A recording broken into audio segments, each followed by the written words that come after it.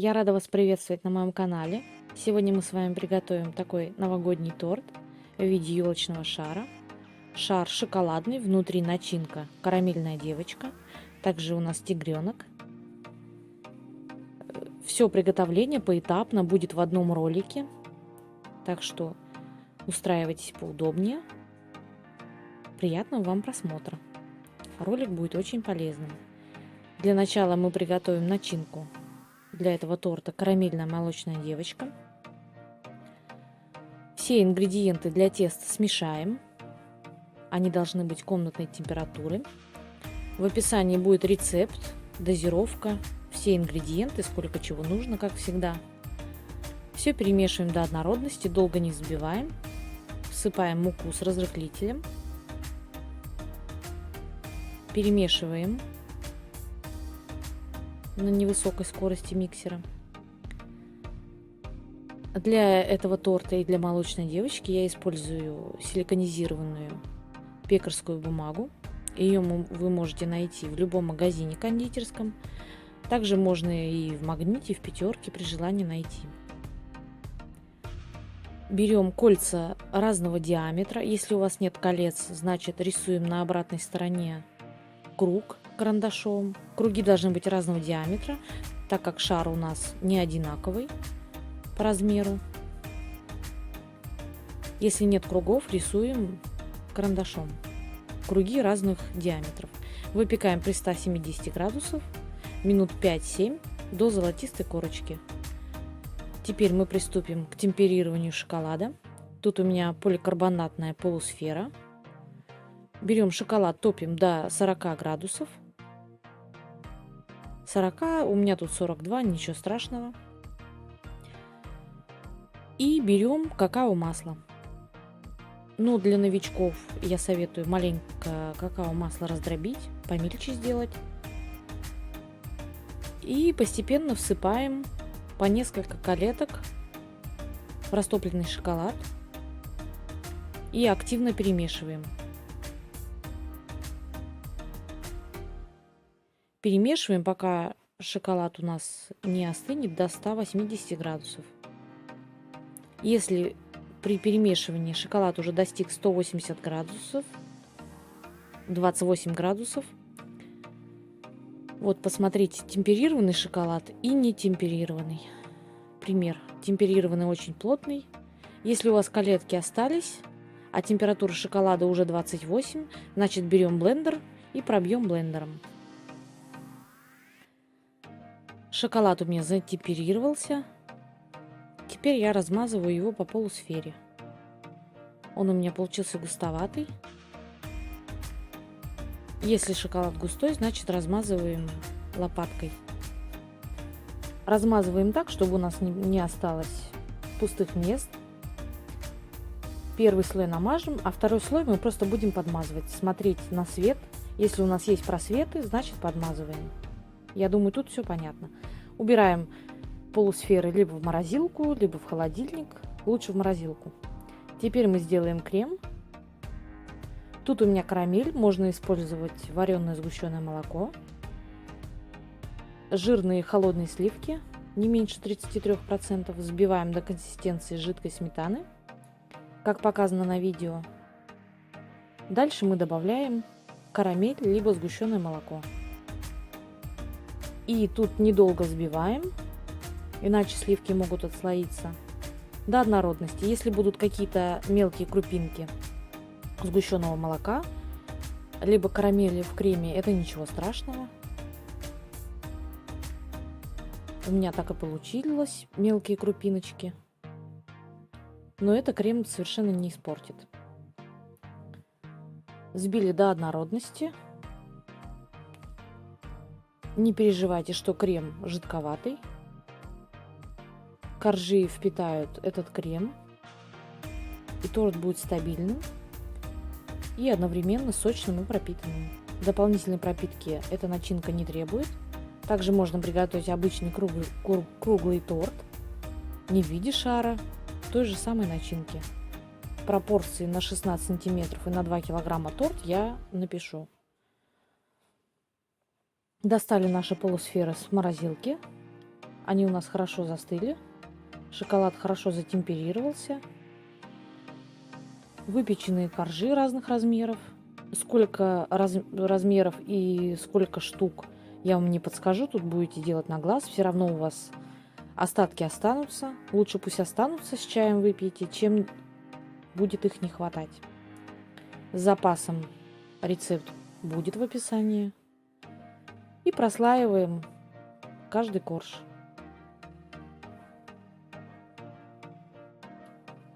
Прослаивайте в меру, чтобы крема было не слишком много, но и не слишком мало. Не переживайте, этот крем не вытечет из нашего шара.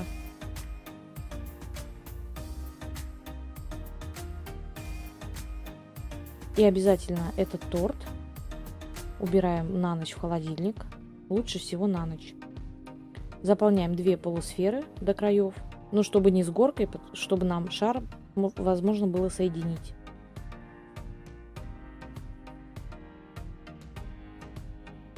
Накрываем пищевой пленкой.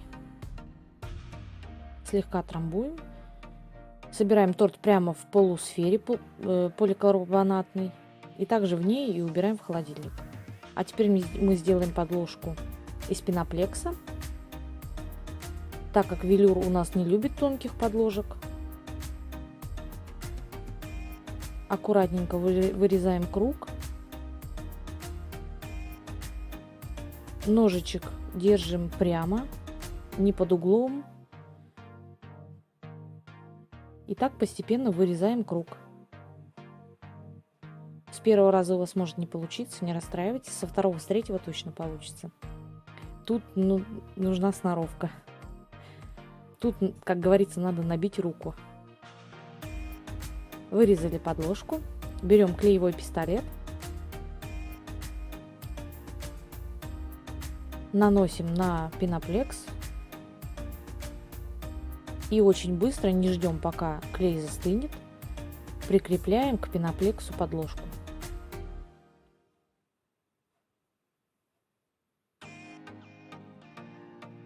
Прикрепляем и прижимаем, чтобы подложка плотно зафиксировалась на пеноплексе. Дальше мы берем двухсторонний узкий скотч и приклеиваем по краю подложки. Вторую полосочку.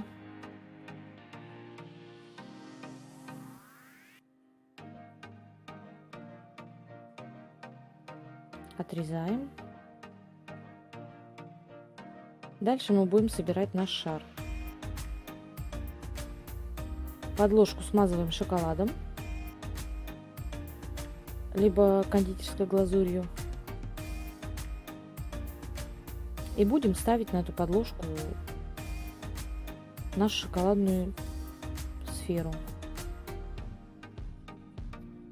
Соединяем эти два шара между собой. Стыки смазываем шоколадом. Можно глазурью.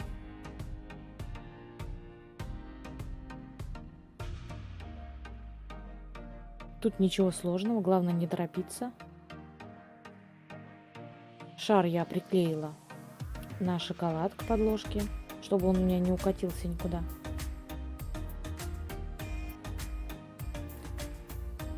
Дальше я убрала в морозилку этот шар на подложке. Где-то полчасика я его подержала в морозилке. Навела велюр. Как велюрить торт, подробное видео есть на моем канале. Поэтому на этом я не буду затягивать видео. Велюрим шар в 3 этапа.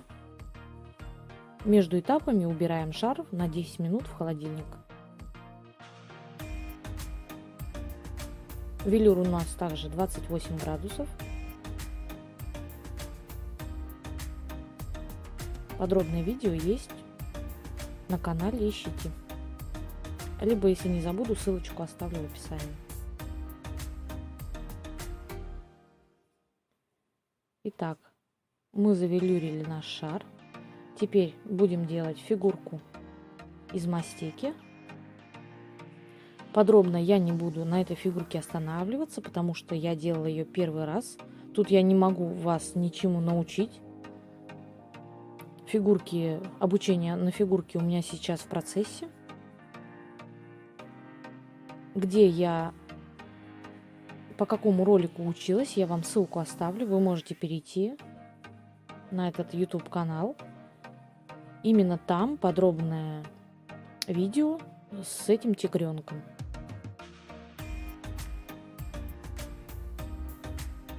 Я ошиблась с мастикой. Вместо Модель Паст я заказала Вандерпаст для обтяжки торта. Вот, мучилась с этой фигуркой. Вы сразу же покупаете правильную мастику Модель Паст. Она на основе какао-масла. Не очень-то, конечно, удобно делать фигурку из мастики для обтяжки. Самое сложное у этой фигурки — это сделать голову тигренку.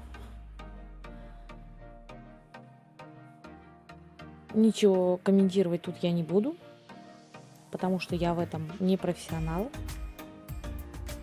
Просто смотрите, как я делала, или переходите на подробный видеоурок. Не могу вам сказать название канала, потому что он там по-английски, боюсь неправильно назвать. Но, по-моему, автора канала зовут Ольга.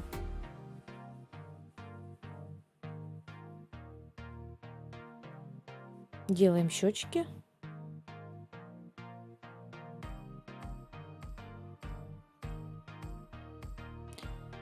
Щечки, носик, мордочку. В общем, я переделывала эту фигурку 3 раза. Злую шутку сыграла мастика не та, конечно. Но очень хотелось закончить этот ролик, чтобы он был полным. Какой же будет торт новогодний без героя следующего года, тигренка? Очень хотелось его сделать. Что-то похожее на тигренка я сделала. Туловище, которое в видео, я переделывала. В конечном результате будет другой тигренок. Голова та же, а туловище я переделывала.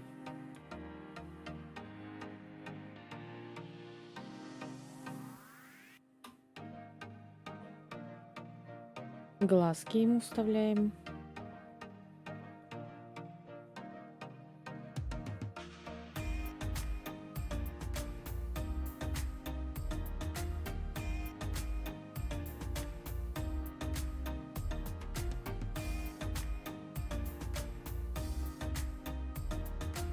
Можно, конечно, сделать самим мастику для лепки фигурок. Но на начальном этапе, мне кажется, использовать мастику лучше покупную. Потом, конечно, когда вы научитесь делать фигурки, поймете принцип этой мастики, уже можно, я думаю, делать самим. А пока, я думаю, стоит покупать.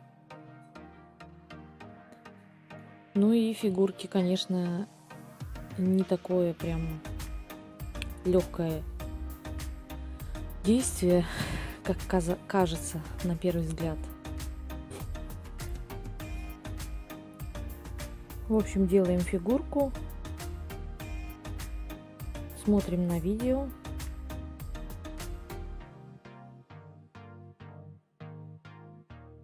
Делаем стеком шерстку тигренку.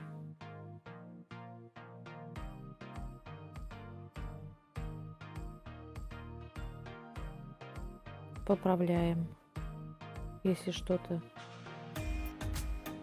испортилось. С мастикой Модель Паст будет лучше это все делать.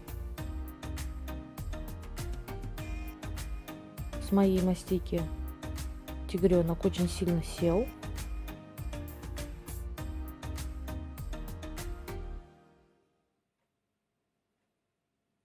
Дальше нам останется его раскрасить.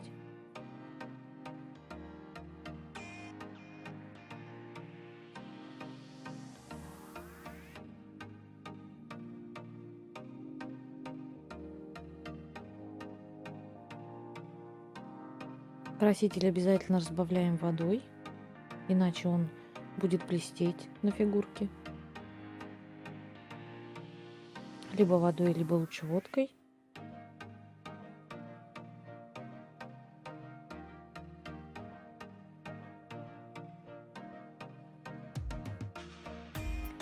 Рисуем черные пятнышки.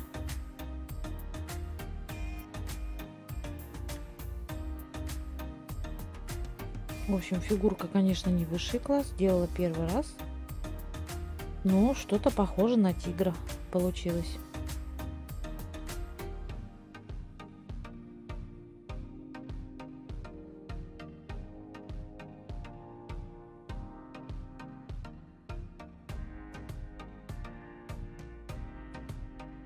Берем самую тонкую кисточку.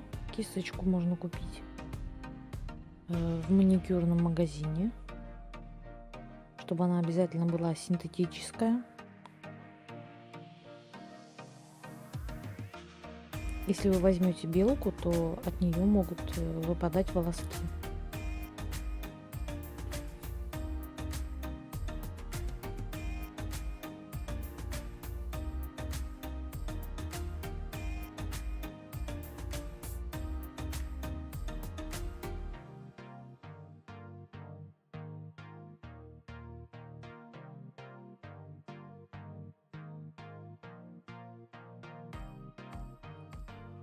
Раскрашиваем носик. Можно было сразу, конечно, сделать розовую мастику, там где носик.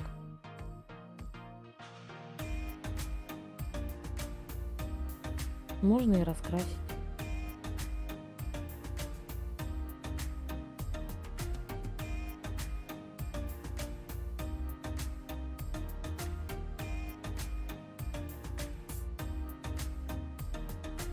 Вот такой тигреночек получился. Не бойтесь, экспериментируйте. Тут я заливала циферку 2022. У меня такой двойной молд. Сначала я залила красный шоколад. Для того, чтобы шоколад получился яркого цвета, я использую пищевой краситель жирорастворимый сухой Гузман. Он очень ярко окрашивает шоколад, бизе. Пусть он, конечно, и подороже, но без проблем окрасить все что угодно. Простукиваем. Советую молд маленечко подогреть в микроволновке, чтобы он был теплый. Красный цвет застынет маленько. И сверху мы заливаем белым цветом. Я сделала фигурку из мастики. Раскрашиваем ее плотным кондурином. Сначала смочим водкой или водой, потом сверху смазываем кондурином.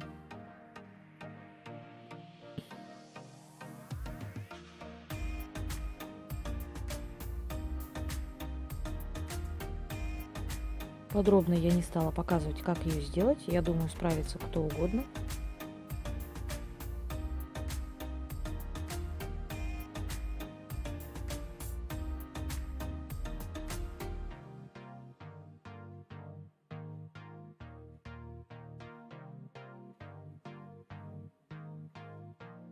Не забываем сначала фигурку смазать, иначе кондурин не будет приставать к фигурке.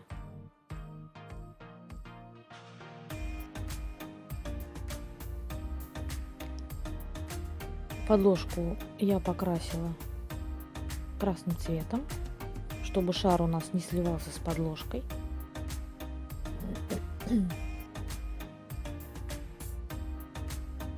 Красила аэрографом.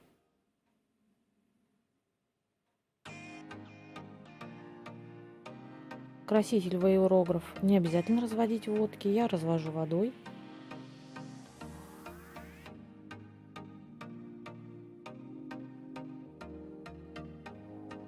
Теперь мы устанавливаем фигурку рядом с шаром.